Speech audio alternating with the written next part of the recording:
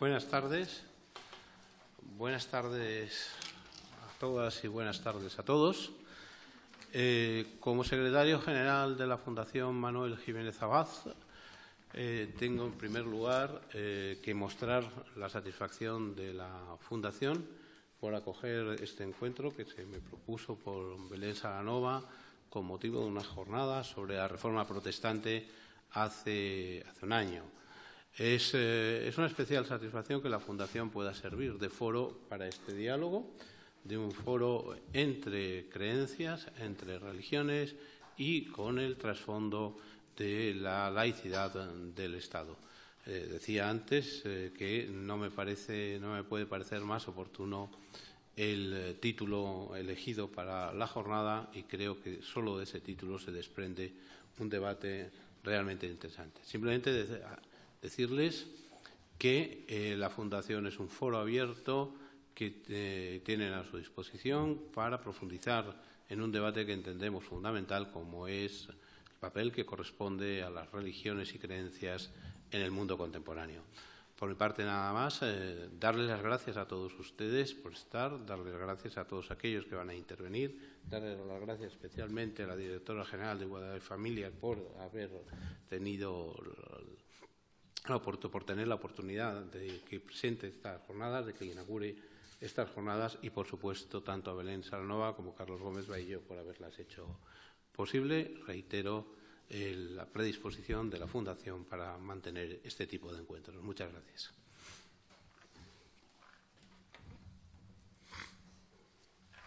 Gracias, presidenta de la Organización de Diálogos Interreligioso e Interconviccional de aquí de Aragón, Carlos, todas las personas representantes de las comunidades religiosas que estáis aquí en la sala y a todas las personas que habéis venido a esta jornada sobre el hecho religioso y espiritual, un reto para la laicidad del Estado. Buenas tardes. En primer lugar, muchas gracias por dos cosas, por invitarme a estar en esta inauguración y lo segundo, gracias tanto a la Fundación Jiménez Abad como a la ADI por organizar estas jornadas. Yo creo que ya es el momento. Se han realizado alguna jornada a lo largo de estos últimos años de debate de este tema, pero yo creo que se ha debatido poco. Y gracias también, como no, a las Cortes de Aragón por permitir con la Fundación Jiménez Abad el hacerlas aquí. Yo creo que las Cortes de Aragón es el sitio donde por excelencia para el diálogo y entonces el diálogo interreligioso yo creo que ya es un momento de tratarlo. Esta mañana tenía una reunión con una cineasta por unos temas de integración, un trabajo que habíamos hecho y me dice, mira, pues queda pendiente el tema y allí sí que había que trabajarlo mucho del diálogo interreligioso. Y le he dicho, Vicky, pues esta tarde precisamente voy a las Cortes a unas jornadas que dice, pues cómo me alegro porque tenía ella interés de trabajar pues, a través de los medios audiovisuales el tema. Bueno, todo el mundo sabemos muy bien que en nuestro Estado estamos en un Estado aconfesional y está reconocida en la Constitución española, que sea en su artículo 16, que si me permitís voy a leer los tres apartados que habla del tema que nos convoca hoy en esta sala. Dice lo siguiente, su artículo 16. Dice, se garantiza la libertad ideológica, religiosa y de culto de los individuos y las comunidades sin más limitación en sus manifestaciones que la necesaria para el mantenimiento del orden público protegido por la ley. Dice también, nadie podrá ser obligado a declarar sobre su ideología, religión o creencias. Y, por último, añade que ninguna confesión tendrá carácter estatal. Los poderes públicos tendrán en cuenta las creencias religiosas de la sociedad española y mantendrán las consiguientes relaciones de cooperación con la Iglesia católica y las demás confesiones. En resumen, viene a decir de alguna manera que no hay ninguna religión de carácter oficial estatal, pero sí que tiene en cuenta las creencias de la sociedad española. Y yo creo que esto está muy relacionado, leyendo, porque buceando en Internet de la asociación, de vuestra asociación Belén, yo creo que que esto es lo que tenéis, el objetivo principal de vuestra asociación, que me lo he sacado, que dice que considera las manifestaciones religiosas y espirituales como hechos culturales valiosos, expresiones del patrimonio ético y espiritual de la humanidad. Por eso el título yo creo que es de lo más apropiado y el momento de debatir sobre este tema con todas también las organizaciones religiosas que hay aquí. Este marco legal que ampara de alguna manera esta sociedad diversa, esta sociedad plural que afortunadamente en este momento vivimos en España, donde por otro lado la heterogeneidad religiosa, la ideología, la pluralidad y heterogeneidad también cultural, heterogeneidad ideológica, son unas de las características que están en nuestra sociedad, como digo, afortunadamente. Pero, sin embargo, España no es como el resto de los países o muchos países de la Unión Europea que tienen una larga trayectoria de diversidad religiosa. En España, en los últimos años, antes de la época democrática esta que tenemos en este momento, era de una tradición pues católica totalmente. Y entonces este hecho pues está todavía sobre la mesa y, debido a eso, seguramente hay personas que de alguna manera les cuesta convivir y les cuesta respetar esta diversidad. Entonces, para eso estamos también las administraciones, tenemos la obligación de arbitrar las medidas necesarias para fomentar la tolerancia, fomentar la convivencia y, sobre todo, denunciar si hay alguna situación de que no se respetan esta diversidad y situaciones de discriminación y por supuesto, de perseguir los delitos de odio. Estos delitos de odio, a la vez, socavan de alguna manera todos los cimientos en los que se fundamenta la Unión Europea, y España sabemos que ha firmado los principios fundamentales de la Unión Europea, en los que se basa la Unión Europea. Entonces, yo creo que tenemos que reforzar, de alguna manera, la lucha contra todos estos delitos. Tanto el Estado español como el Gobierno del Estado español como el Gobierno de Aragón, pues está entre nuestros objetivos prioritarios pues luchar contra todo tipo de discriminación. Nuestro presidente ya en su discurso de investidura lo dejó bien claro, que iba a trabajar por los derechos de la ciudadanía y contra cualquier tipo de discriminación. Y lo dejó bien claro desde el primer momento ya en su estructura de gobierno. Y hizo una consejería de Ciudadanía y Derechos Sociales, donde se luchará contra la discriminación, y la Dirección General de Igualdad y Familias, que viene de la antigua Dirección General de Familia, pues ya se le dio doble competencia en igualdad, aparte de la pluralidad de las familias, igualdad, porque hasta este momento había existido y existe todavía, lógicamente, el Instituto Aragonés de la Mujer, que lucha por la igualdad por razón de género, pero el resto de la igualdad de temas transversales, por cuestiones de origen, por cuestiones ideológicas, por cuestiones religiosas, por cuestiones étnicas, por discapacidad, por edad, pues no estaba contemplada de alguna manera.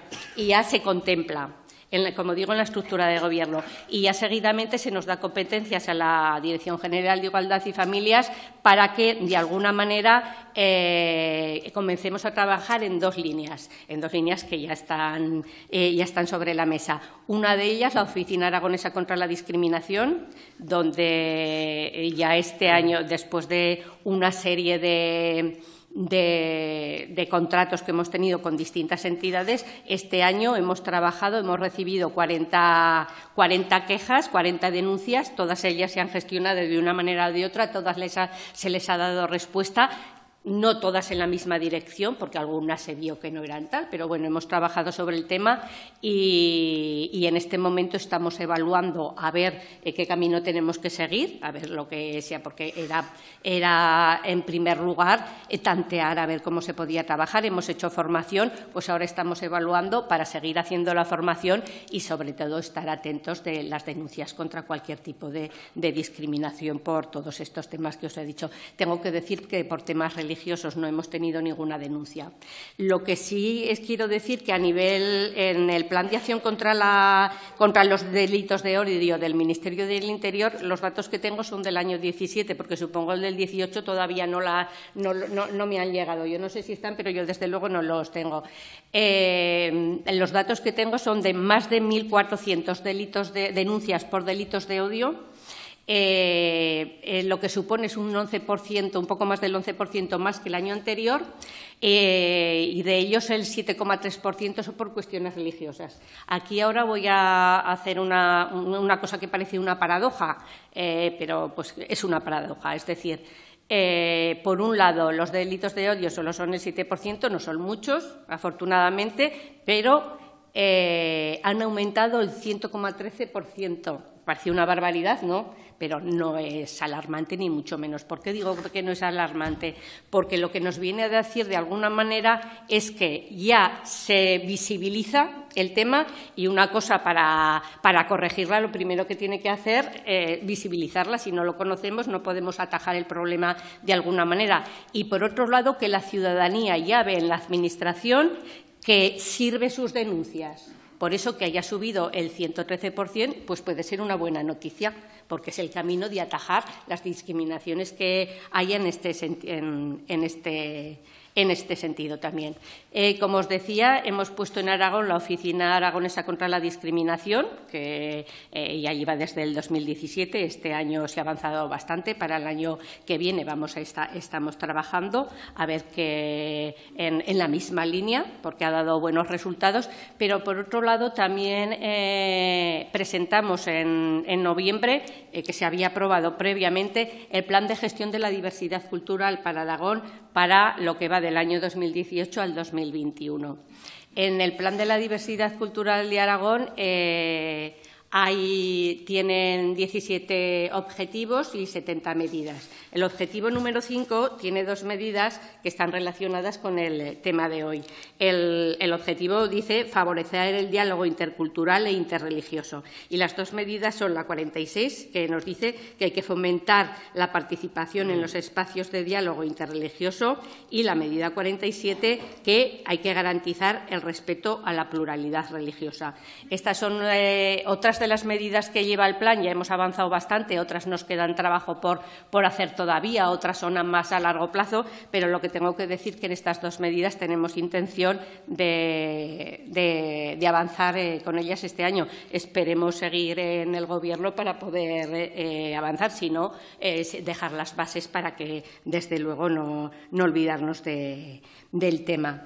Yo, por último, decir que yo creo que son muy necesarias las organizaciones, las asociaciones como ADIA, que trabajan el tema. Tenemos que estar para evitar todos estos delitos, para denunciarlos. Tenemos que trabajar conjuntamente, no solo las entidades como la vuestra, sino desde las propias confesiones religiosas, pues también estar pendientes si ocurre algo con la Administración. Yo creo que de la mano el empuje tiene que ser por parte de todos para hacer una sociedad más tolerante en esta diversidad que de alguna manera que estamos en este momento. Es nuestro compromiso y os vamos a apoyar siempre que estéis haciendo acciones como estas en las líneas que os he dicho, y también trabajar como lo estamos haciendo con la Facultad de Ciencias, la Facultad de Derecho, también la cátedra que hay para la religión, no me acuerdo exactamente cómo se llama,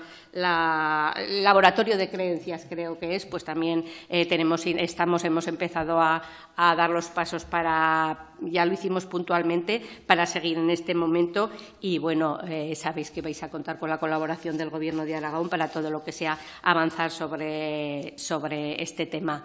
Y ya que, como aquí se habla de convicciones, pues yo la verdad es que tengo la convicción de que estamos en una sociedad donde tenemos valores comunes, pero con diferentes culturas, con diferentes creencias religiosas o de otra clase o de no creencias. Pero, desde luego, ahí está la riqueza. Por mi parte, nada más, y muchas gracias por la invitación y por el trabajo.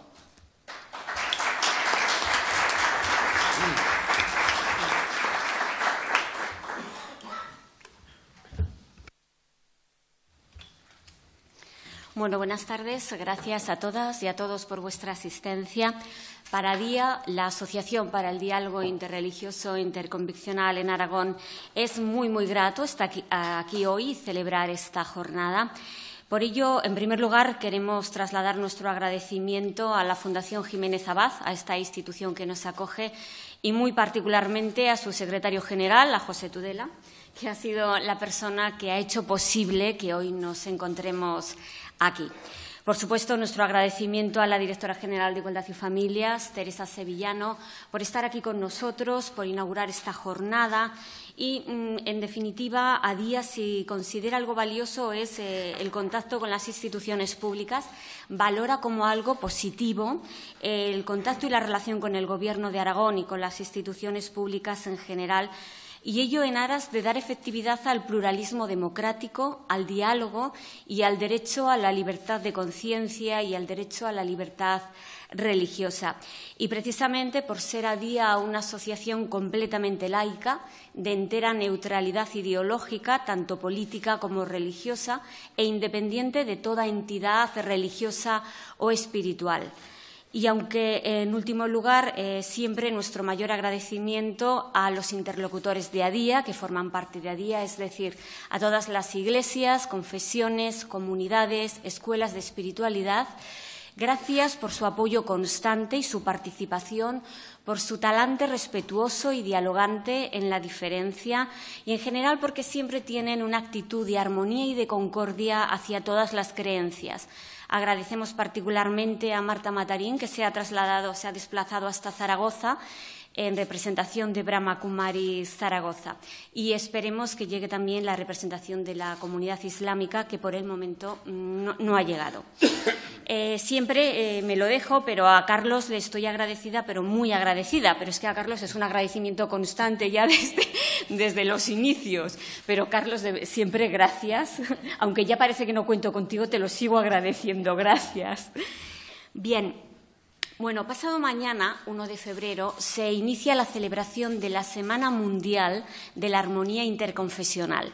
Es la Semana Mundial de la Armonía entre todas las convicciones, religiones, creencias y confesiones. Es una semana que desde 2011, un evento anual que se celebra la primera semana de febrero. Esta semana fue proclamada por la Asamblea General de Naciones Unidas en su resolución 65/5, aprobada el 20 de octubre de 2010, reconociendo la necesidad imperiosa de que las distintas religiones dialoguen para que aumente la comprensión mutua, la armonía y la cooperación entre las personas. Y por ello alienta a todos los Estados a que durante esta semana presten apoyo al mensaje de difusión de armonía entre todas las creencias, razón por la que hoy especialmente nos encontramos aquí en las Cortes de Aragón y en esta institución. Y es el sentido mismo de la celebración de esta Semana Mundial de la Armonía Interconfesional el que nos remite directamente al concepto de laicidad, puesto que la laicidad es la base jurídica, política y cultural sobre la que se sustenta esta armonía. Dicha armonía interconfesional solo se desarrolla favorablemente en un contexto democrático donde reside el pluralismo, se incluye la diversidad, se garantiza el derecho a la libertad de conciencia, se garantiza el derecho a la libertad religiosa y la igualdad en el disfrute de este derecho. Y a todo ello va dirigido precisamente el principio de laicidad, en cuanto que ordena la neutralidad ideológica, política y religiosa de los poderes públicos y exige una separación entre el Estado y los grupos ideológicos y religiosos. De manera que la laicidad se configura como un límite a la actuación de los poderes públicos, pero no como un límite al ejercicio individual o colectivo de este derecho. La laicidad está siempre al servicio de la libertad y de la igualdad. En España, desde la Constitución de 1978, la libertad religiosa y de culto está plenamente garantizada. Podríamos decir que el reto o el desafío que hoy en el siglo XXI y al Estado le da el hecho religioso y espiritual. Este reto o desafío es el de la consolidación de la laicidad. La consolidación política, jurídica y cultural sigue haciendo falta mucha cultura de laicidad. La consolidación de un proceso de construcción de una laicidad efectiva que pivote sobre el principio de igualdad de trato de todas las creencias. Y precisamente para hacer referencia a este aspecto de la igualdad de trato que la laicidad conlleva, vamos a recordar la normativa internacional de Naciones Unidas en torno a este derecho. En primer lugar, el artículo 18 del Pacto Internacional de Derechos Civiles y Políticos, a cuyo tenor literal: toda persona tiene derecho a la libertad de pensamiento, de conciencia y de religión. Este derecho incluye la libertad de tener o de adoptar la religión o las creencias de su elección, así como la libertad de manifestar su religión o sus creencias individual o colectivamente, en público o en privado, mediante el culto, la celebración de los ritos, las prácticas y la enseñanza.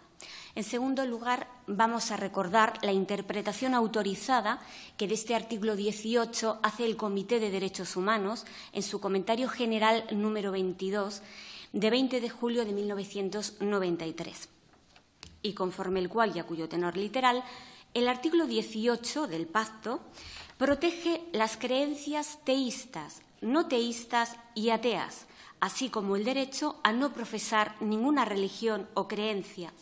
Los términos creencias y religión deben entenderse en sentido amplio. El artículo 18 no se limita en su aplicación a las religiones tradicionales o a las religiones y creencias con características o prácticas institucionales análogas a las de las religiones tradicionales. Pues bien, conforme a ello, esto significa que, a fin de respetar el principio de igualdad de trato que la laicidad conlleva, el Estado debe mantener una postura de entera neutralidad frente a todas y cada una de las convicciones religiosas, frente a todas y cada una de las convicciones espirituales no religiosas y frente a todas y cada una de las convicciones filosófico-seculares.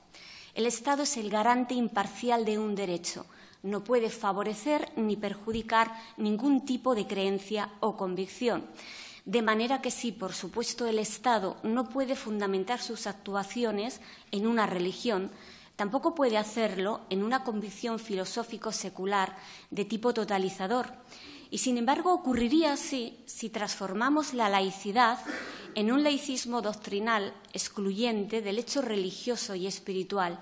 En este caso, estaríamos vulnerando gravemente un derecho humano, un derecho fundamental, como es el derecho a la libertad de conciencia y, en una modalidad específica, el derecho a la libertad religiosa.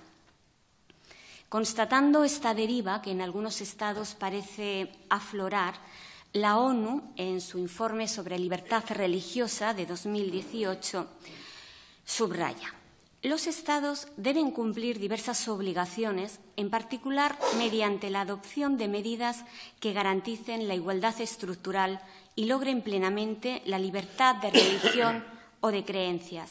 Habida cuenta de estas obligaciones, el informe hace referencia a la importancia de adoptar un modelo de relaciones entre el Estado y la religión conforme al concepto de distanciamiento respetuoso, es decir, una separación total de la religión política y jurídica, pero no social, y ello en base a una sólida noción laica de derechos humanos. Un modelo semejante asegurará que el Estado no recurra a la exclusividad religiosa o a la parcialidad en la cultura, la identidad, la enseñanza o incluso el simbolismo, con fines a corto plazo y en defensa de intereses creados, y en cambio promoverá continuamente la creación, como decía la directora general de Igualdad y Familias, de espacios de inclusión para todos en un empeño constante y dinámico. Dentro de este empeño constante y dinámico podemos situar la Declaración de Beirut, que se auspicia por Naciones Unidas, se celebra en marzo de 2017, se adoptó por distintas organizaciones religiosas, espirituales y también por numerosas organizaciones de la sociedad civil. La Declaración de Beirut, a la que a día se suma completamente, va dirigida a personas, cualesquiera que sean sus creencias, a personas de todas las partes o regiones del mundo. La Declaración de Beirut entiende que todas las creencias deberían unirse a fin de buscar modalidades de articulación conforme a las cuales creencias y derechos humanos se fortalezcan mutuamente. En definitiva, lo que se pretende es que las creencias contribuyan a una defensa más eficaz de los derechos humanos, puesto que solamente el ejercicio individual y colectivo de las religiones o de las creencias prospera en contextos donde se protegen los derechos humanos, pero también a la inversa. Los derechos humanos pueden beneficiarse y fortalecerse a través de los fundamentos éticos, de los fundamentos espirituales que residen arraigadamente en todas las tradiciones religiosas y espirituales. Para la Declaración de Beirut, las distintas creencias y convicciones religiosas, espirituales, lejos de anquilosarse o estancarse en discusiones doctrinales, teológicas, deberían definir zonas comunes en las que todas ellas puedan contribuir a defender la dignidad y el valor equivalente de todos los seres humanos y siempre con miras a defender, a promocionar y construir sociedades que sean cada vez más respetuosas, más pacíficas, pero también más justas y equitativas. Gracias.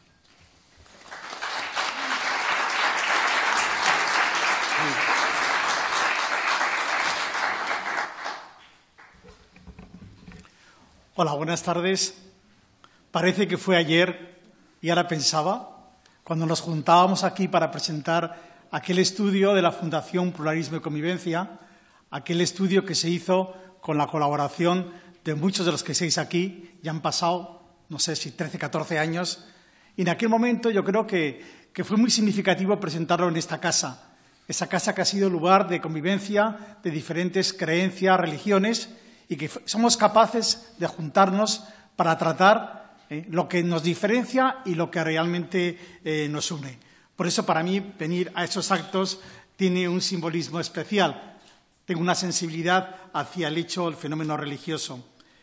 La historia y la presencia de la religión en la sociedad española hace que apostemos por una laicidad positiva, es decir, que el Estado, a través de las administraciones públicas, garantice el ejercicio individual y comunitario de ese derecho fundamental que es la libertad religiosa. La Constitución, ya se ha dicho, habla de la neutralidad de los poderes públicos en materia religiosa, pero a su vez señala la obligación de colaboración de estos poderes públicos con las distintas confesiones, que deberá ser proporcional a su representatividad e implantación social. Y se reconoce el hecho religioso en atención al factor social y la obligación de cooperar con las distintas confesiones. La Constitución considera positivamente el fenómeno religioso y, además de reconocer y tutelar este derecho fundamental, lo proporciona y lo fomenta. En su artículo 9.2 se señala que la acción de los poderes públicos no se agota solamente en la garantía de la libertad religiosa, sino que estos tienen además la obligación de crear las condiciones necesarias para el ejercicio de este derecho. De ahí que la libertad religiosa sea un derecho fundamental y sea también objeto de una ley orgánica, la Ley 7/1980 de 5 de julio, en el que se establece el contenido individual de este derecho, que consiste en poder profesar creencias religiosas y manifestarlas libremente, en practicar actos de culto, en recibir asistencia religiosa, en conmemorar festividades, en celebrar ritos, en recibir una sepultura digna, en recibir e implantar enseñanza e información religiosa, en reunirse y manifestarse públicamente con fines religiosos y poder asociarse. Para que el desarrollo de ese derecho fundamental se necesita la cooperación de todas las administraciones públicas para gestionar la diversidad religiosa en el grado y medida que marca su respectivo ámbito de competencias y servicios. Todas las administraciones ejercen competencias o prestan servicios que afectan fundamentalmente a la ordenación, gestión, ejecución y disciplina urbanística, a los centros educativos, a los servicios sociales, a la seguridad ciudadana, a la participación ciudadana. Pero verdaderamente, ¿qué es lo que demandan las entidades religiosas a las administraciones públicas? Demandan apoyo, facilidad para apertura de lugares de culto, cesiones de suelo, licencia de aperturas, de uso. Demandan concesión de parcelas reservadas para enterramientos, fundamentalmente en la comunidad judía y comunidad islámica. Cesión de espacios públicos para la celebración de actos propios de las diferentes confesiones o actividades de carácter educativo, cultural o social promovida por entidades religiosas. Normalización para la realización de actos en la vida pública. Invitación a autoridades a actos públicos. Acceso a subvenciones y ayudas públicas. Se trata, por tanto, de solicitudes cuyo contenido y tramitación no varía en la mayor parte de los casos de cualquier otra entidad o colectivo. La única diferencia es la naturaleza religiosa del solicitante, algo que por diversas razones produce un inicial desconcierto a veces en las administraciones públicas, porque la singulariza y aparte de lo que es normal y con la normalidad con que debieran ser tratadas y tramitadas. El derecho al pluralismo religioso y a la libertad religiosa en Aragón está recogido, como se ha señalado, en su propio Estatuto de Autonomía, en cuyo artículo 6 se reconoce los derechos y libertades de los aragoneses por nacimiento o residencia, que son los mismos que aparecen en la Constitución, en la Declaración Universal de Derechos Humanos y en los acuerdos internacionales que han suscrito con España, entre los que se encuentra la libertad religiosa. Este derecho se concreta en diferentes niveles. En el ámbito educativo se reconoce el derecho a la enseñanza de la asignatura de religión en todo el territorio aragonés y el mismo se regula a través de 4 órdenes del Departamento de Educación del año 2005. Posteriormente, la orden del 9 de mayo de 2007 de dicho departamento regula la aplicación del currículum de educación secundaria. Asimismo, la Ley 12/2001 hace referencia a la infancia y adolescencia en Aragón y se reconoce la libertad religiosa de los menores.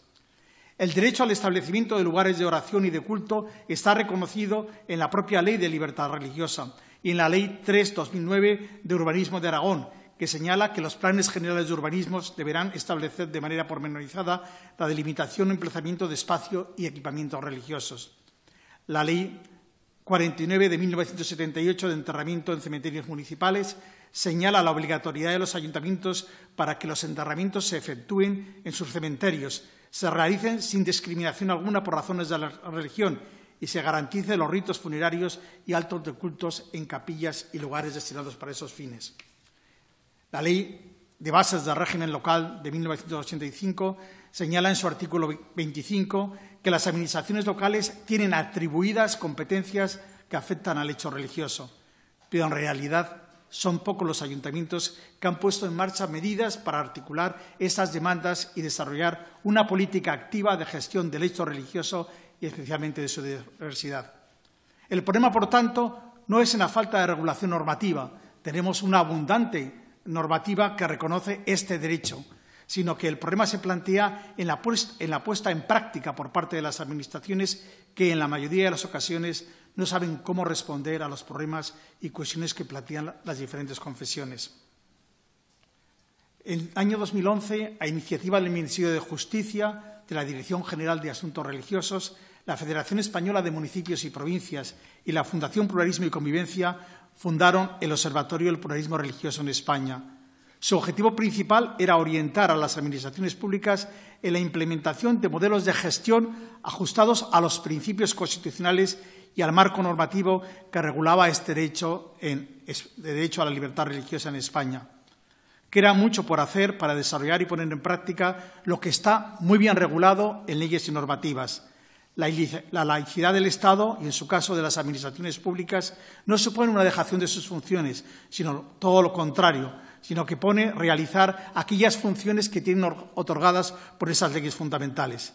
En este reto nos encontramos, en este reto estamos todos, aportando reflexión y conocimiento para favorecer una sociedad en la que la libertad religiosa esté garantizada por el buen hacer de las administraciones públicas.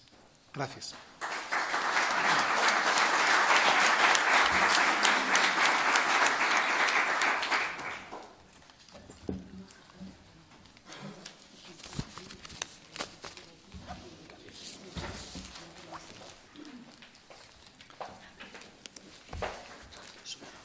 mesa, ¿no? Vamos a seguir con el plan, pero que famoso bien. Vamos a empezar muy bien. Son las 6 menos cuarto que han venido y es que en tu mesa falta el Consejo Evangélico, o sea que son unas con otras. Vale. Así que al plan, pero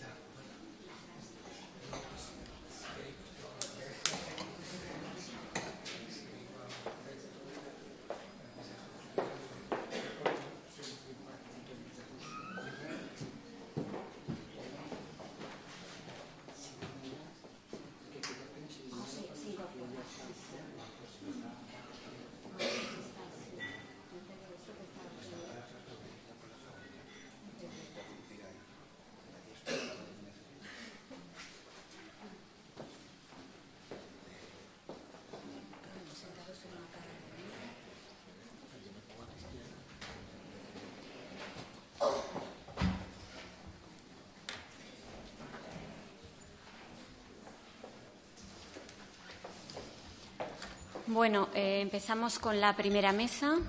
Tenemos en primer lugar la intervención de Marta Matarín. Marta Matarín, como ya he dicho antes, viene de Barcelona en representación de Brahma Kumaris Zaragoza.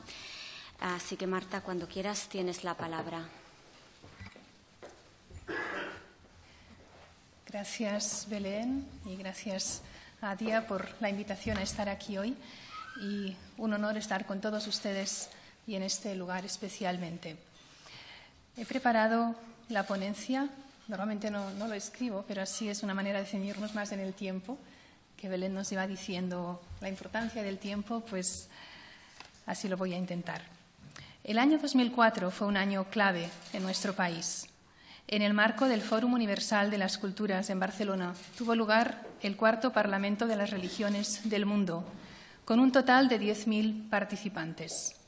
Ya previamente, en Cataluña y en otros lugares de España se habían creado grupos de diálogo interreligioso con la mirada puesta en ese gran evento. Desde entonces se han abierto los ojos, las mentes y los corazones de bastantes personas intentando integrar otras maneras de creer. Muchas veces pensamos que la aparición de diferentes religiones es un hecho directamente relacionado con la inmigración. No siempre es así. Vemos hombres y mujeres de aquí que pertenecen a tradiciones religiosas o espirituales no tradicionales e incluso minoritarias. Es el momento de abrirnos a otra forma de entender la sociedad. Que los espacios públicos estén libres de elementos religiosos no quiere decir que vayamos a suprimir el hecho religioso y o espiritual de las personas. Es precisamente el sentido de trascendencia lo que da sentido a nuestras vidas. cuando únicamente contemplamos la realidad social desde el punto de vista de lo material, estamos evadiendo un aspecto sumamente importante de nuestra existencia. ¿Qué va a llenar el vacío que no pueden llenar todos los bienes materiales? Somos creados como seres espirituales y nada ni nadie lo puede ocultar.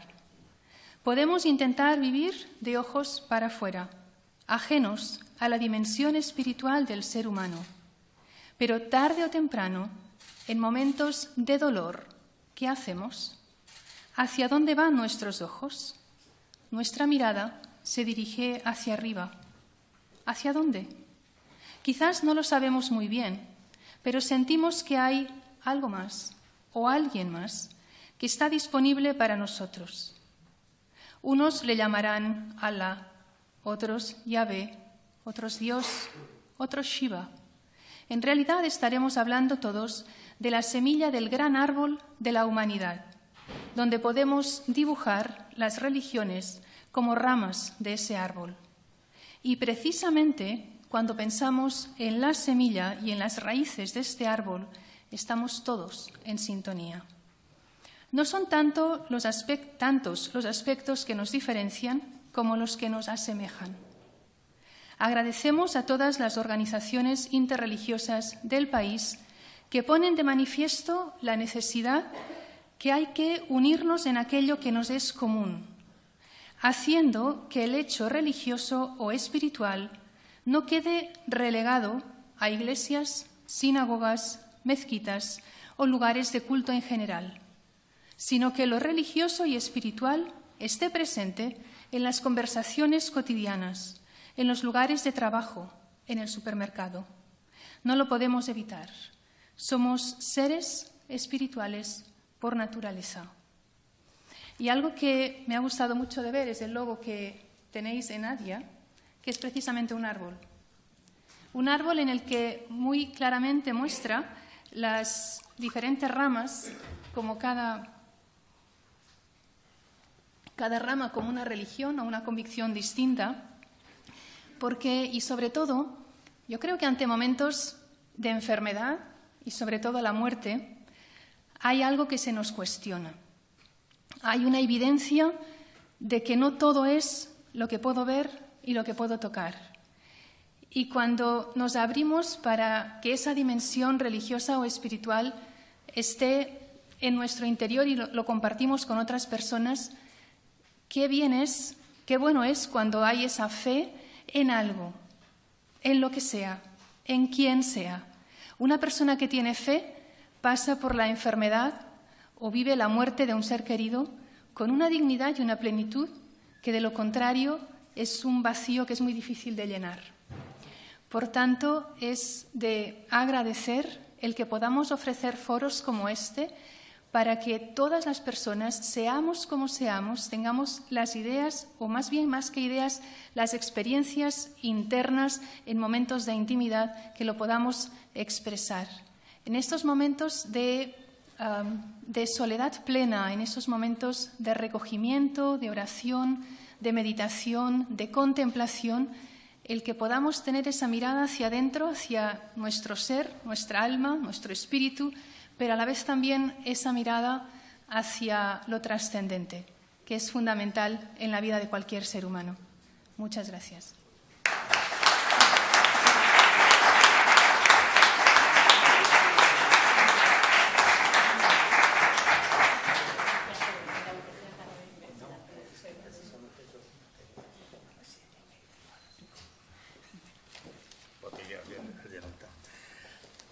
Buenas tardes, ¿qué tal?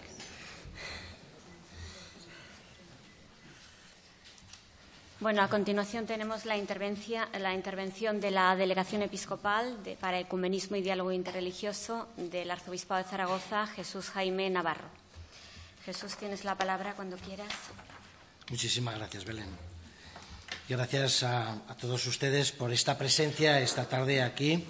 Voy a compartir un poco desde la delegación, puesto que se nos ha pedido que reflejemos nuestra visión desde la Iglesia Católica sobre el tema del hecho religioso y espiritual como reto para la laicidad del Estado.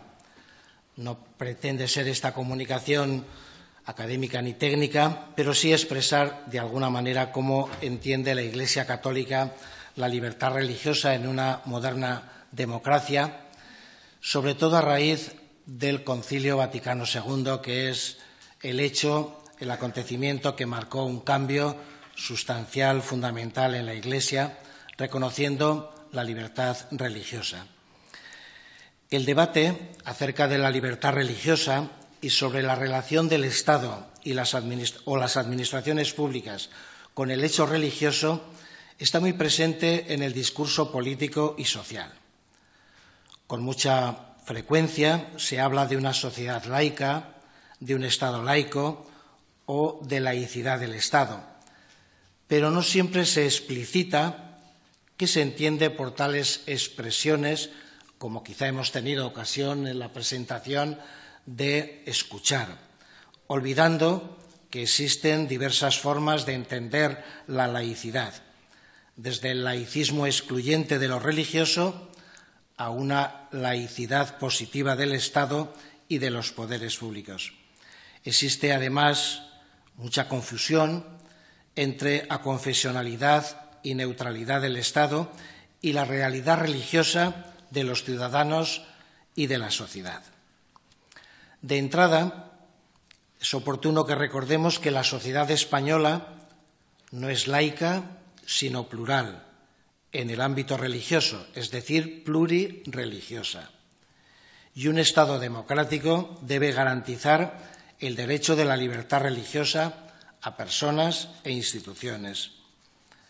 Se nos ha hablado de cómo la actual Constitución española establece que ninguna confesión tendrá carácter estatal. El Estado se declara aconfesional ante las diferentes preferencias religiosas de los ciudadanos y reconoce el derecho a la libertad religiosa de los individuos y de las comunidades y favorece su ejercicio, sin hacer suya ninguna religión en concreto ni discriminar a ningún individuo o grupo por razones religiosas. Esta neutralidad religiosa del Estado es una condición indispensable tanto para la igualdad de derechos y deberes como para la libertad religiosa. Y en este sentido podríamos hablar de laicidad del Estado o Estado laico. El Estado no impone una religión a los ciudadanos, por lo que no discrimina y garantiza y posibilita que los ciudadanos puedan expresar sus preferencias religiosas. La Iglesia católica defiende y apoya el principio de sana laicidad o laicidad positiva del Estado, que se fundamenta en esa distinción entre los planos de lo secular y lo religioso, es decir, reconoce esa justa autonomía del orden temporal, como lo refleja también la Constitución del Concilio Vaticano II, Gaudium et Spes, y afirma la independencia y la autonomía de la comunidad política y la Iglesia en su propio terreno, a la vez que reclama la mutua colaboración. Así se manifestaba también el Papa Francisco en un discurso a la clase dirigente de Brasil en la Jornada Mundial de la Juventud en Río de Janeiro el año 2013. La convivencia pacífica entre las diferentes religiones se ve beneficiada por la laicidad del Estado, que sin asumir como propia ninguna posición confesional, respeta y valora la presencia del factor religioso en la sociedad, favoreciendo sus expresiones concretas. La laicidad, pensamos, que no es otra cosa que el respeto a todas las creencias por parte del Estado, que asegura el libre ejercicio de las actividades de culto, espirituales, culturales, caritativas y sociales de las comunidades creyentes, de modo que en una sociedad pluralista la laicidad es un lugar de comunicación entre las diferentes tradiciones espirituales y la nación. Estado laico Para nosotros quiere decir Estado aconfesional que garantiza el derecho a la libertad religiosa a personas e instituciones, precisamente para que quepan las distintas confesiones religiosas o agnósticas o ateas. Otra cosa muy distinta es el laicismo excluyente de lo religioso, que vulneraría la confesionalidad, neutralidad o laicidad positiva del Estado y de los poderes públicos al imponer una nueva confesionalidad, un pensamiento único, el laicista. Quienes defienden este laicismo excluyente quieren negar a la dimensión religiosa la posibilidad de salir del ámbito estrictamente personal y privado, porque para ellos la religión no tiene nada que hacer en un Estado laico ni en la organización de la sociedad. Pensamos que es este enfoque el que puede poner en peligro el respeto efectivo de la libertad religiosa. La dificultad, pensamos, no está en respetar el sentimiento religioso de los individuos, que todo el mundo está de acuerdo, sino en reconocer la dimensión social y pública de las religiones y el derecho a expresar sus creencias y o sus enfoques ante las realidades humanas o sociales. Es decir, no hay dificultad en aceptar el hecho religioso mientras se dé en la esfera de lo privado y de lo íntimo. La dificultad, parece observarse, está en aceptar el hecho religioso en el espacio público. Así, cuando se dificulta que esa fe se viva en sus dimensiones públicas, se estaría negando la libertad religiosa y el Estado estaría atentando contra el hecho religioso.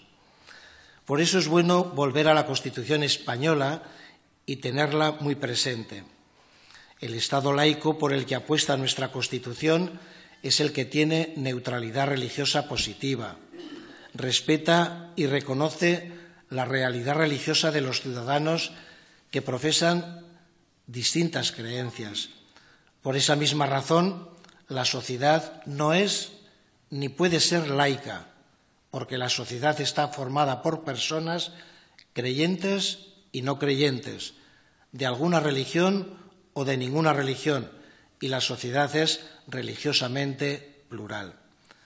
Por esa misma razón, si la sociedad es religiosamente plural, las instituciones de titularidad pública, por ejemplo la escuela, los hospitales, las Fuerzas Armadas, tienen que ser plurales y no pueden excluir la dimensión religiosa para aquellas personas que lo pidan en ejercicio a la libertad religiosa y a sus convicciones personales. Negar esta realidad y esta libertad es querer imponer una visión laicista. La laicidad puede ser respetuosamente neutral ante el hecho religioso, pero también puede ser hostil a todo lo que en la sociedad es percibido como un hecho diferencial marcado por la aceptación de la trascendencia religiosa. Puede ser condición necesaria para una convivencia pacífica de todos o negación de lo religioso cuando se pretende relegar la fe al ámbito de lo íntimo y lo privado. En este último supuesto se le puede aplicar con propiedad el término de laicismo excluyente. Al Estado laico le corresponde cumplir su deber, el de garantizar la libertad religiosa, el de permitir que cada ciudadano practique su religión. La Iglesia Católica defiende la laicidad positiva o laicidad incluyente, que consiste en el respeto a todas las creencias por parte del Estado, que asegura el libre ejercicio de las actividades de culto, las actividades espirituales, culturales y caritativas de las comunidades creyentes, porque dicha laicidad, lejos de ser un lugar de enfrentamiento, es realmente un espacio de diálogo constructivo en el espíritu de los valores de libertad, igualdad y respeto. termino con un texto del Papa Francisco a los participantes en el Congreso Internacional Libertad Religiosa. Las ordenanzas jurídicas, gubernamentales o internacionales están llamadas a reconocer, garantizar y proteger la libertad religiosa, que es un derecho intrínsecamente inherente a la naturaleza humana, a su dignidad de ser humano, a su dignidad del ser humano, y es además un indicador de una sana democracia y una de las fuentes principales de la legitimidad del Estado. Una invitación a colaborar, una invitación a que vayamos caminando en ese diálogo interreligioso y hacerlo presente y visible también en nuestra sociedad. Muchísimas gracias.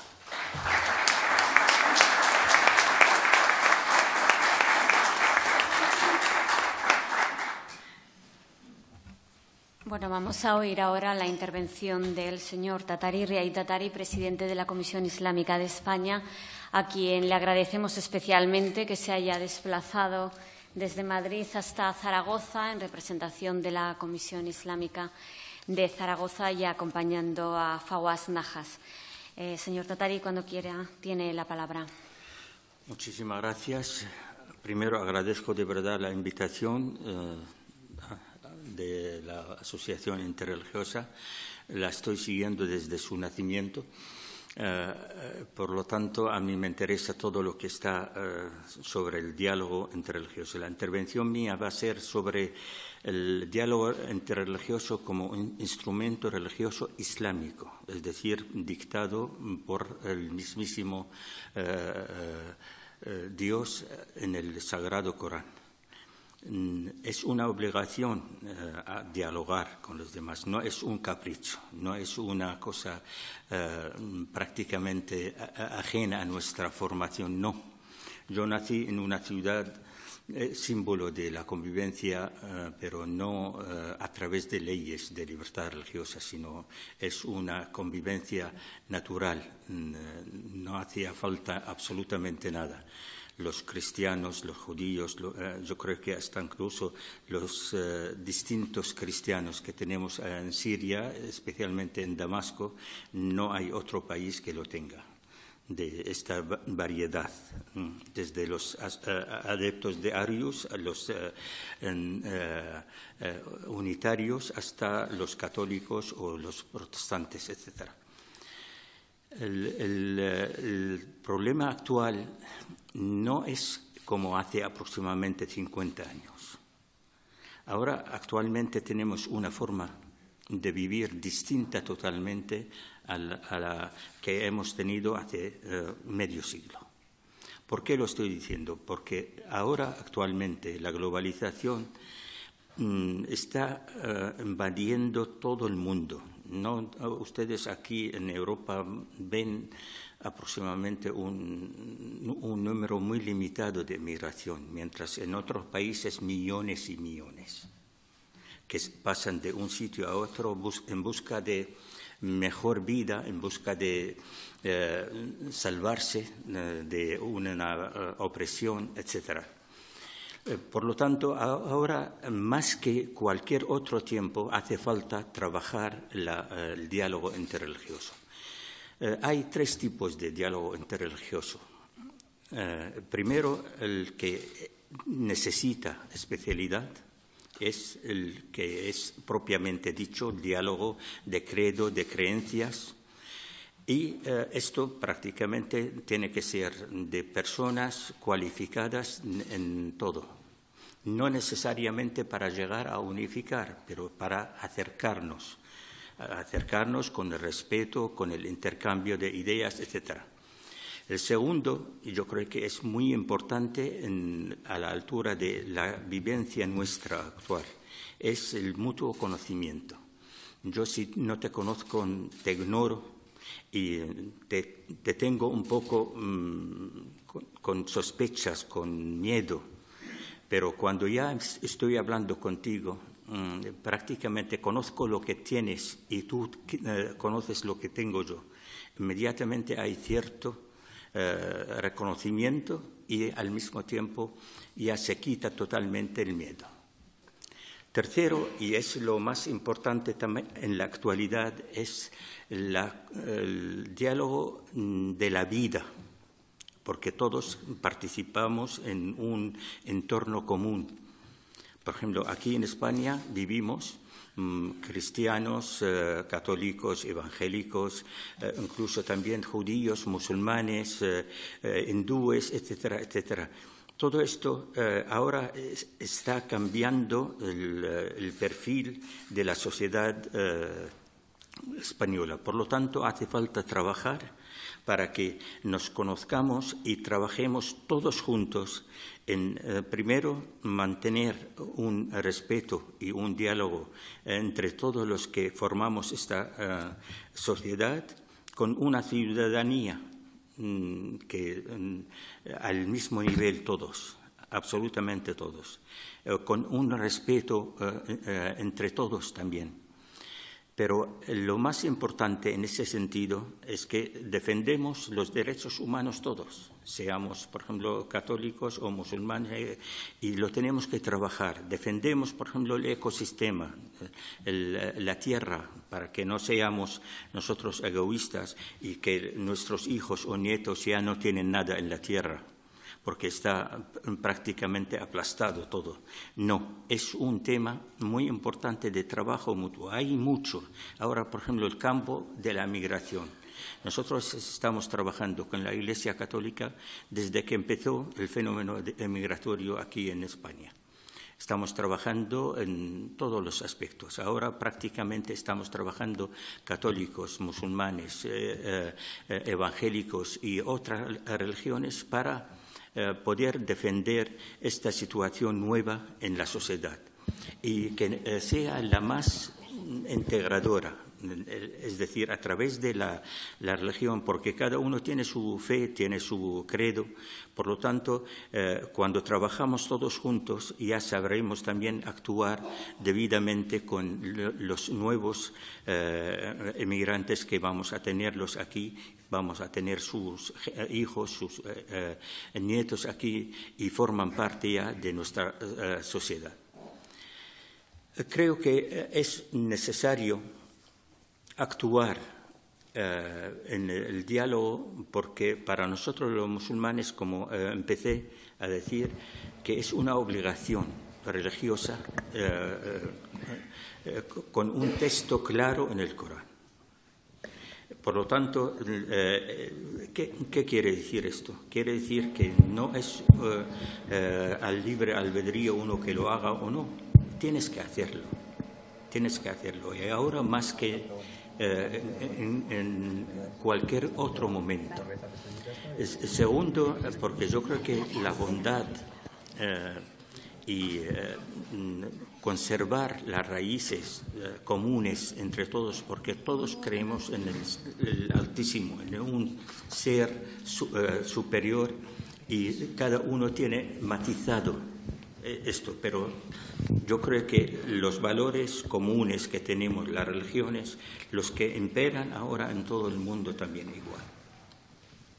¿Por qué lo estoy insistiendo en esto? Porque no hay una religión más alta que otra.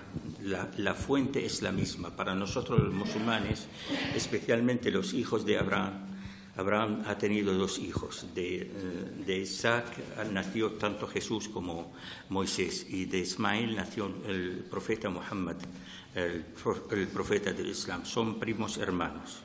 Y sin embargo, las otras religiones también tienen una fuente profética, es decir, fuente divina. Puede ser que con el tiempo se ha borrado gran parte de esta fe, pero el origen suyo es el mismo, porque así también reza el Corán.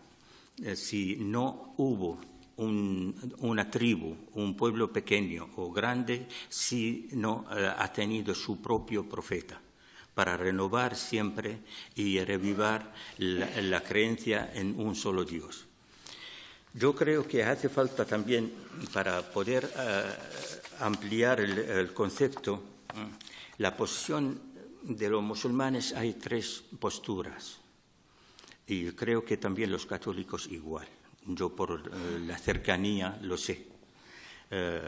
No aquí, hasta incluso de la más temprana juventud, yo vivía con ellos, vivía con los judíos de Damasco y sé perfectamente cómo se piensa cada uno.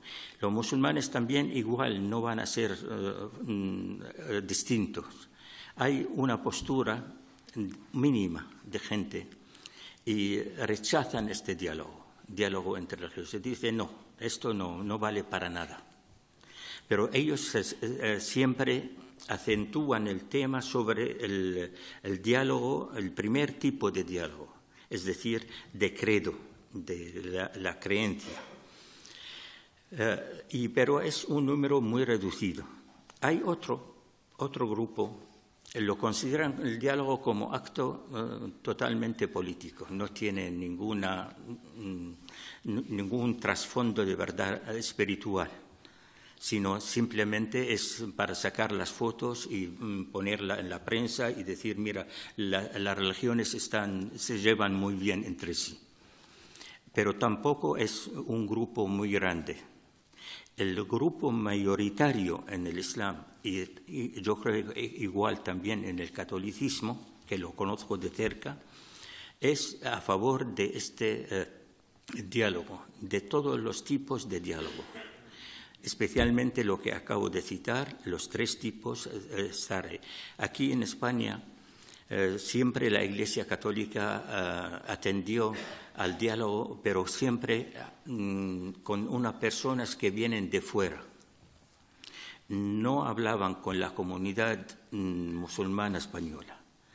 Hace aproximadamente unos años, cuando ya hemos abierto un diálogo directo con la Iglesia Católica, con el presidente de la Conferencia Episcopal y con varios también obispos en todo el territorio nacional. Esto nos ayudó a un acercamiento y un trabajo común para defender cuestiones aquí en España que nos afecta a nosotros como musulmanes y afecta a los católicos.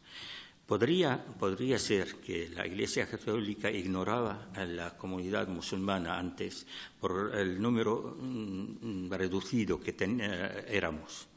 Por ejemplo, cuando se firmó el acuerdo de cooperación del Estado español con la Comisión Islámica de España en 1992, hemos sido casi en toda España un poco más de 200.000 musulmanes. Incluso Ceuta y Melilla y Canarias, etc. Pero en la actualidad yo creo que la cuestión es distinta totalmente. Hay 2 millones de musulmanes que viven aquí, tienen sus hijos, sus familias, están trabajando en todos los estratos sociales para llegar a elevar y construir este país y convivir sanamente con los demás. Creo que los problemas que tiene la comunidad musulmana son los mismos que tiene el resto de la sociedad. Tienen problemas del paro, tienen problemas de la educación, los mismos. Por lo tanto, yo creo que trabajando juntos todos ganamos. Y si no, vamos a perder y el diálogo va a ser, como diría el primer grupo o el segundo grupo, y no el grupo mayoritario, que nosotros estamos buscando el diálogo para la paz, para la convivencia en un respeto mutuo. Muchas gracias.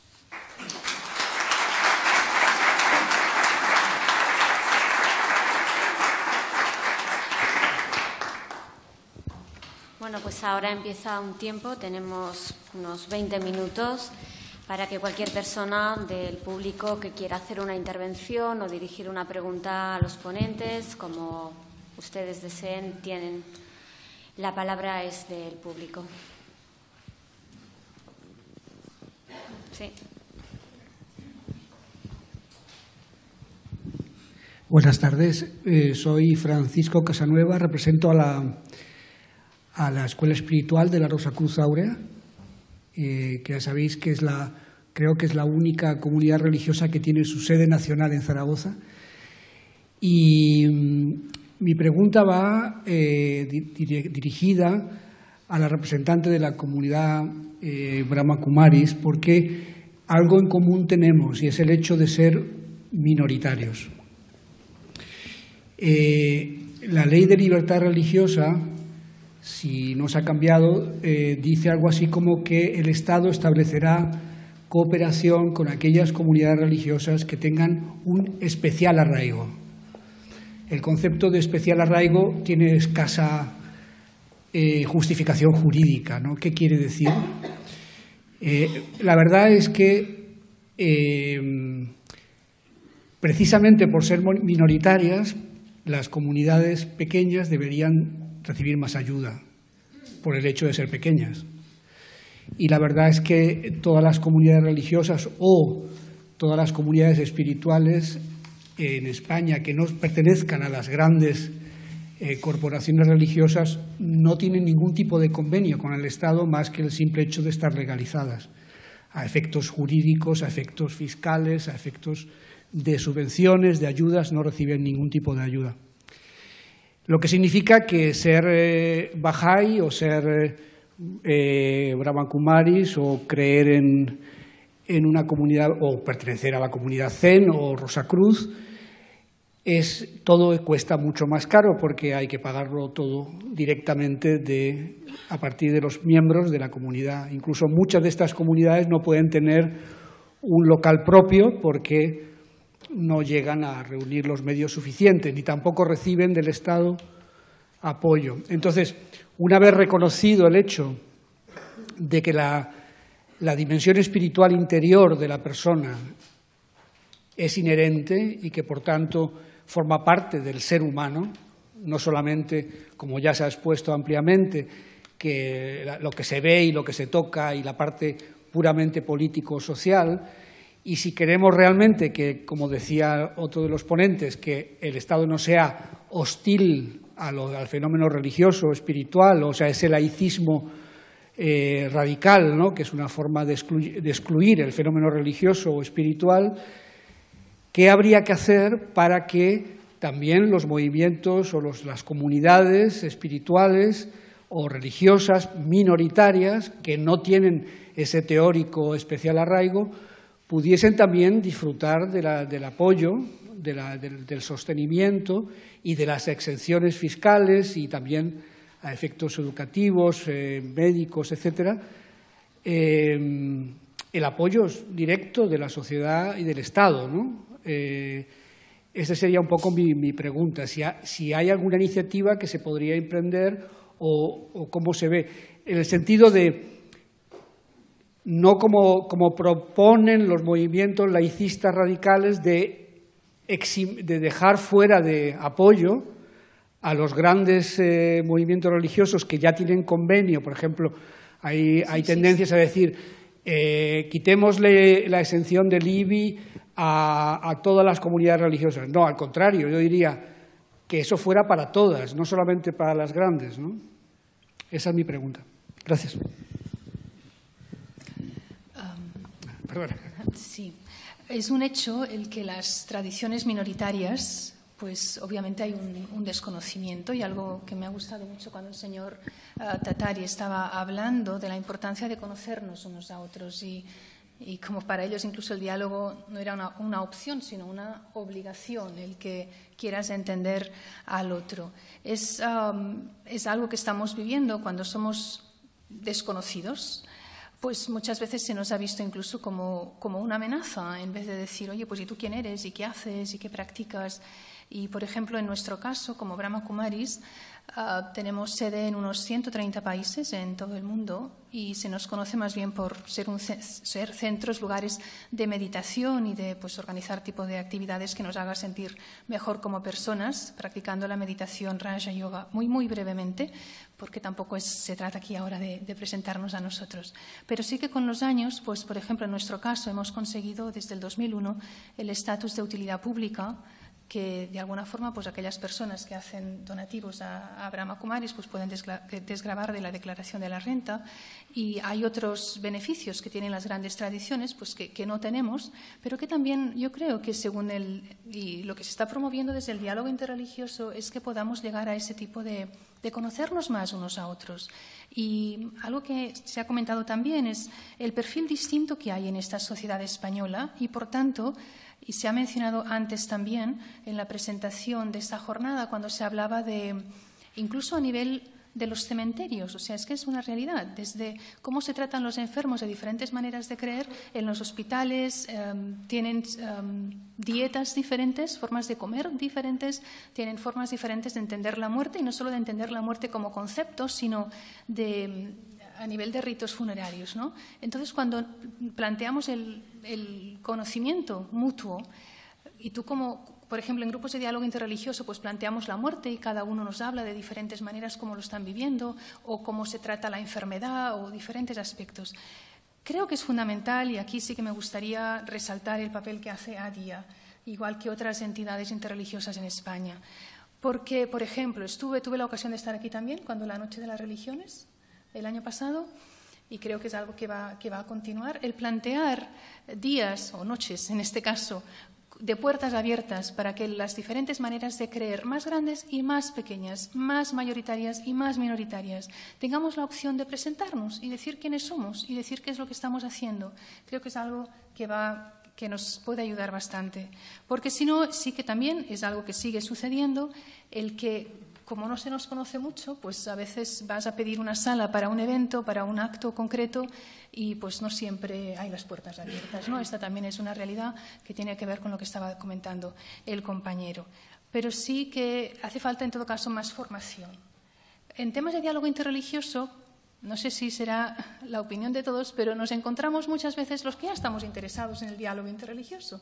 ¿Y qué podríamos hacer para que el público en general esté más abierto también a querer saber más acerca del otro? No, a ver ahora qué me va a decir o por dónde va a salir, sino decir, oye, pues mi hermano y todos los demás hermanos y hermanas que estamos aquí formamos una familia universal. Y al menos ya partiendo de esta base, el conocimiento mutuo es mucho más fácil. Gracias. Bien. ¿Alguien más? Sí. A ver, allí que he visto la mano antes. Soy Joan Carretero, de la Iglesia Adventista. Ciertamente hay una desigualdad de las distintas confesiones ante el Estado. Uno de los padres de la Constitución, Jordi Soler Tura, sobre el año 92, escribía en el órgano oficial de la Iglesia Adventista en Conciencia y Libertad, que es del Departamento de Libertad Religiosa. Él constataba que hay 3 rangos diferentes del hecho religioso ante el Estado. Uno de ellos es rango internacional, el Estado español con la Santa Sede.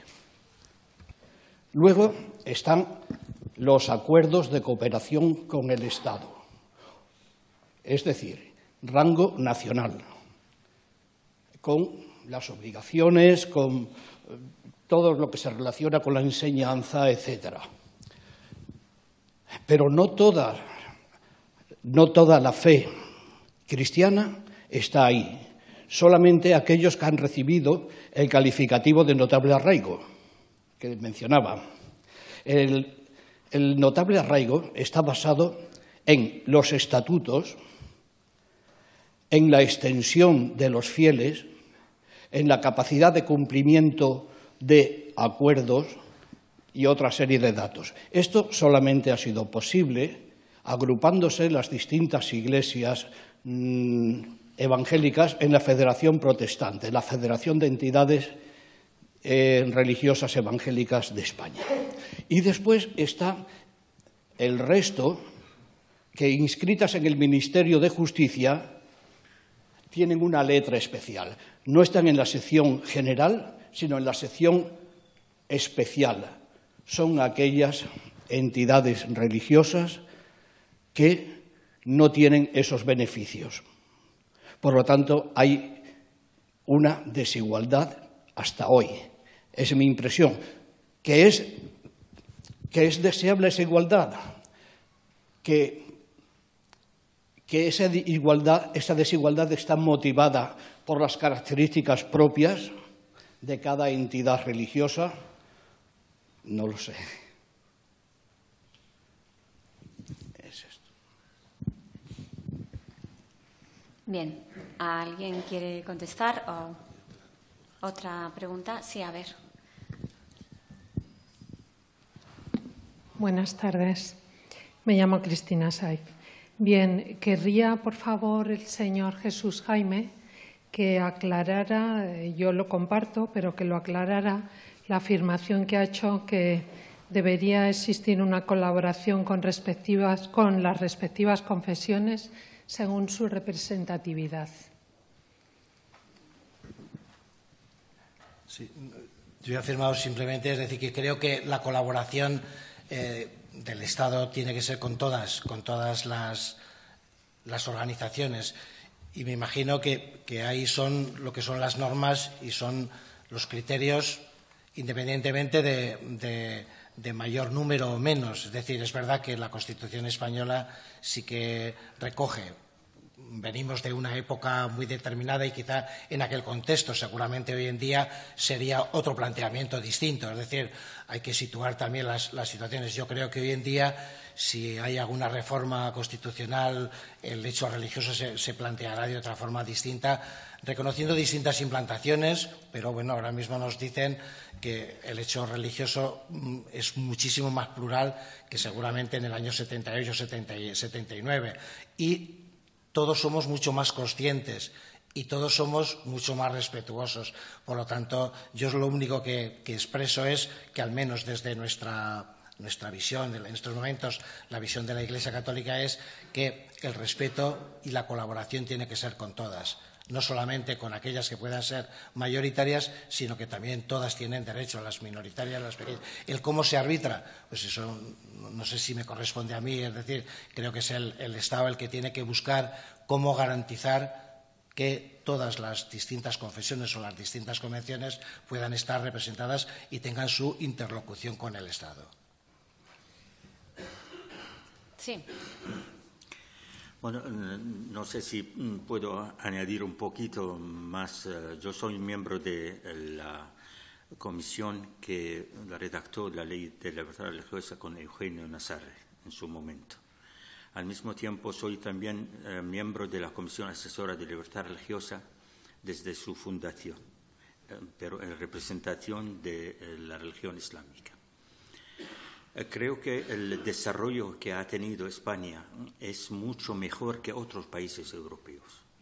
A través de la Constitución y luego ya cuando se ha modificado el concordato con la Iglesia Católica, y en su momento en la Ley de Libertad Religiosa ponía una condición para que se reconozca o se colabore con el Estado con esta confesión, es el notorio arraigo. El notorio arraigo es que se conozca en la sociedad, por número, por actividad, por lugares de culto, etcétera. Un conjunto de matices necesita para declararla como de notorio arraigo, por ejemplo, del Islam en España, del evangelismo en España, del judaísmo en España. Fueron los tres que firmaron el acuerdo de cooperación juntos en el 92. Y luego, más tarde, entró también la cienciología, por ejemplo, entró también la Iglesia ortodoxa, etcétera, etcétera. Y yo creo que está abierto también para reconocer de notorio arraigo, pero no sin firma de convenio. Es decir, los que están ahora, hay una plataforma común jurídicamente hablando para el matrimonio, para la financiación del Estado, etcétera, que cubre todas las confesiones. Y esto necesita su tiempo. Fíjense, España y Bélgica, la cuestión religiosa está vinculada al Ministerio de Justicia. En Grecia, por ejemplo, no. en Bulgaria o Hungría al Ministerio de Cultura, en Francia al Ministerio del Interior. Yo creo que esta matización también significa mucho cómo se mira el Estado al asunto religioso en general. No estoy defendiendo el modelo español, pero creo que como lo vi nacer y acompañé este procedimiento hasta este instante, yo creo que hace falta trabajarlo comúnmente, porque nosotros, los musulmanes y los evangélicos y los judíos, sin llevarnos juntos con la Iglesia Católica, hablando jurídicamente, no podríamos haber logrado la declaración del notorio arraigo de estas confesiones en España y al mismo tiempo llegar a firmar acuerdo con el Estado, que son la Ley 25, 26 y 27 de las leyes que son ordinarias del Parlamento español y prácticamente estaban aprobadas por unanimidad, como igualmente la Ley de Libertad Religiosa. En la actualidad no creo que vamos a tener este consenso, pero sí podemos trabajar juntos para tenerlo. Bueno, sí, te veo. Un momento. Respecto a los acuerdos de cooperación y al notorio arraigo, para que quede claro y brevemente, tenemos los acuerdos de cooperación con la Iglesia Católica, con la Federación de Entidades Religiosas Evangélicas. Llegó el notorio arraigo, por supuesto, en primer lugar lo tuvo la Iglesia Católica, porque tenía el notorio arraigo clarísimamente. Posteriormente llegó el protestantismo y el judaísmo en el 84, en el 89 llegó el Islam. Posteriormente, en el 92, se firmaron los acuerdos de cooperación y siguieron los notorios arraigos. Tenemos notorio arraigo con la Iglesia de Jesucristo de los Santos de los Últimos Días, conocidos coloquialmente como mormones. Tenemos notorio arraigo con Testigos de Jehová, con la Iglesia Ortodoxa y con los budistas, gracias a que se aglutinaron en la Federación de Entidades Religiosas Budistas y obtuvieron también el notorio arraigo en el 2007. La Iglesia Ortodoxa ha sido la última que lo ha obtenido en el 2010.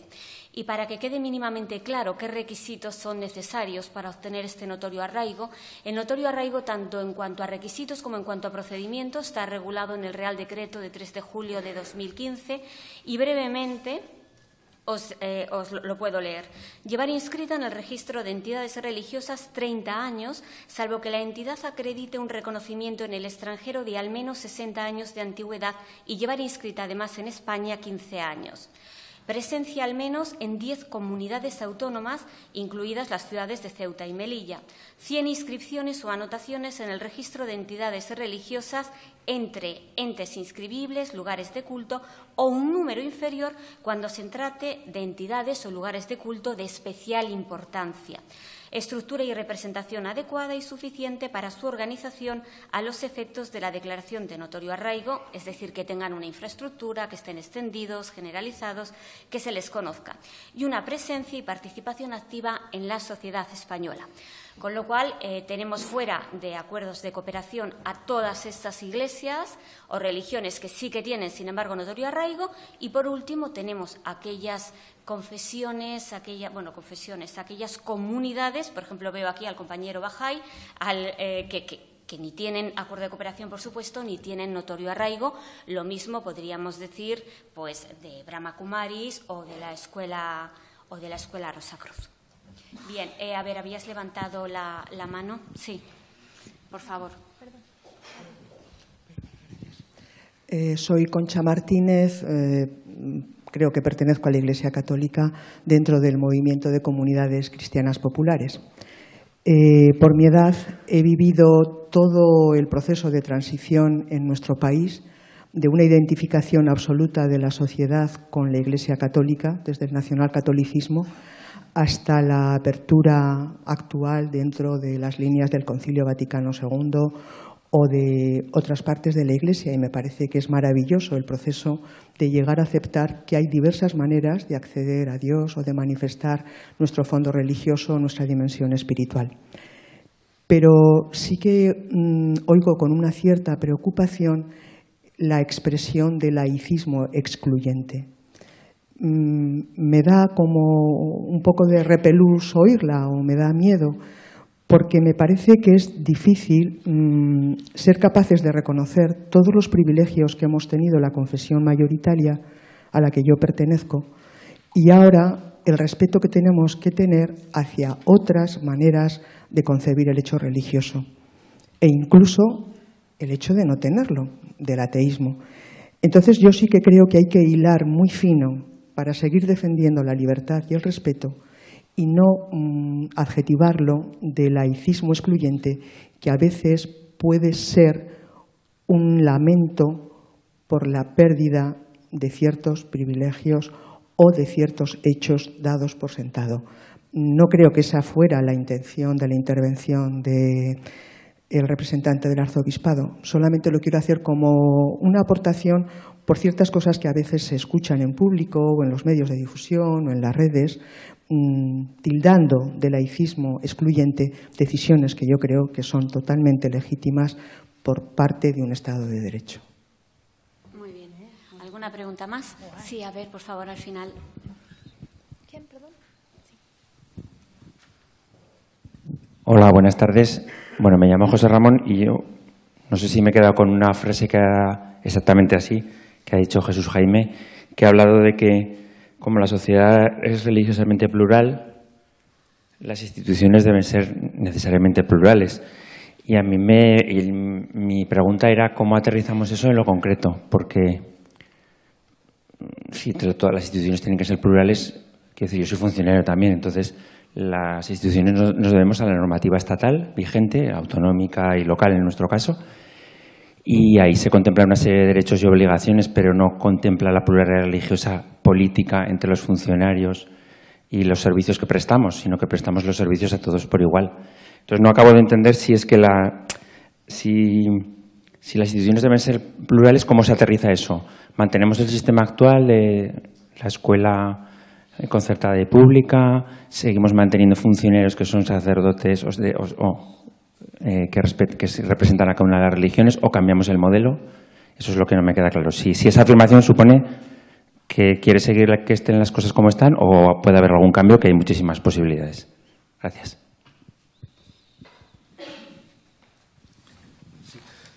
José Ramón, yo he reconocido simplemente una afirmación que la sociedad es plural y, lógicamente, un Estado, un ayuntamiento, un gobierno de Aragón tiene que velar porque se respeten esos derechos que tienen todas las creencias, todas las instituciones o todos los que nos manifestamos o que tenemos una concepción religiosa, que tiene que ser de una manera u otra. Eso lo vamos a ir haciendo a la sociedad. No hay nada fijo, lo tenemos. Pero sí que a veces cuando intentamos decir o reflejamos eso es porque a veces es lo que se halla y donde aparecen las cosas. Es decir, se ha hablado, la atención espiritual. La atención espiritual es en nuestros hospitales que pueda estar presente esa atención espiritual. Yo no estoy diciendo que tengan que ser capellanes católicos, digo que tenga que estar reconocido, que tenga que estar favorecido de una manera o de otra. La fórmula, ahí está, pero yo creo que sí que es esa dimensión espiritual la que sí que tiene que estar presente. O cuando se contemple una ley de cuidados paliativos, pues que en los cuidados paliativos también entre esa dimensión del hecho religioso para las personas que así lo manifiesten y así lo tienen. El cómo se arbitra eso, pues lo tenemos que ir haciendo entre todos. Lógicamente habrá situaciones en las que unos aparentemente parece que se perderán o perderemos ciertos privilegios, pero yo creo que en estos momentos lo planteamos como derechos de todos, porque no es de la institución los derechos, son de las personas. Son las personas las que tienen la libertad y necesitan que se les atienda. Eso, pues me imagino que estáis trabajando para hacerlo lo mejor posible y yo creo que en eso tenemos que ir viendo, discutiendo mucho, dialogando mucho y arbitrando la forma en la que vayamos respetando, sabiendo que a veces habrá fricciones. Por eso no es una situación fácil aparece muy bien cuando lo decimos aquí, pero después en el día a día aparecen esos pequeños roces que no son roces, sino que es la convivencia, las formas de entender distintas, ¿no? Pero yo creo que desde el diálogo siempre se puede caminar y podemos avanzar muchísimo más. En este aspecto hay formaciones, o sea, la importancia de la formación. Yo en lo que conozco, y creo que Pluralismo y Convivencia en su página web tiene documentos al respecto, sé que están colgados en la página web de la Asociación UNESCO para el Diálogo Interreligioso en Cataluña, que junto con la Generalitat han ido creando documentos sobre el mundo interreligioso en ámbitos de salud, en ámbitos de la policía, en ámbitos de cementerios municipales, en diferentes áreas de la sociedad. Y hay estudios sobre esto, hay documentos. Y se están organizando, al menos allá es lo que conozco y a lo que he podido asistir, formaciones para funcionarios en diferentes ámbitos, para que un policía o un enfermero o un médico, cuando tenga un paciente enfrente, sepa de qué manera poder tratar con él según qué cosas, ¿no? Entonces, esta formación es absolutamente fundamental y creo que es algo que está ya como esparciéndose como una mancha de aceite porque es la necesidad del momento en el que vivimos. Bien, bueno, pues hasta aquí hemos llegado en la primera mesa, en el primer coloquio. Vamos a descansar 15 minutos y a las 7 tendremos la segunda mesa. Gracias a todos.